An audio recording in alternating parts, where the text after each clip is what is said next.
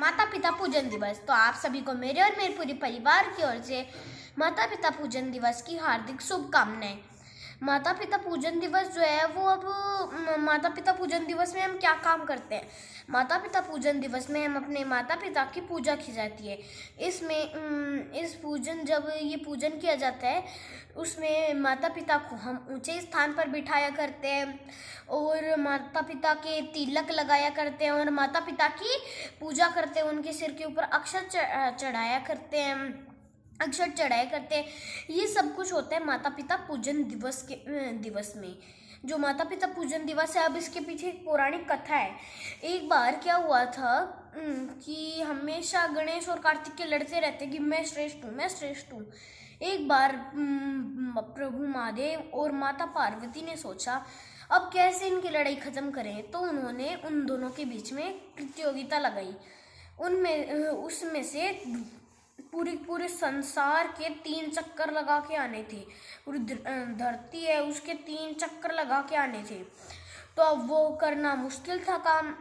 तो दोनों जो कार्तिक के थे वो अपने वाहन मोर पे बैठ गए और जो प्रभु श्री गणेश थे वो अपने वाहन मूषक राज पे बैठ गए।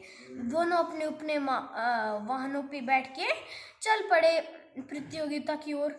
तब जब वो चले तब अचानक से मूषक जी रुक गए, क्योंकि गणेश जी को पता था कि अगर पूरे संसार के चक्कर लगाने हैं तो इतना काम करने हैं, कष्ट करने की जरूरत क्या है। बस माता पिता में ही तो पूरा संसार यानी कि माता पिता के अंदर ही तो पूरा संसार है।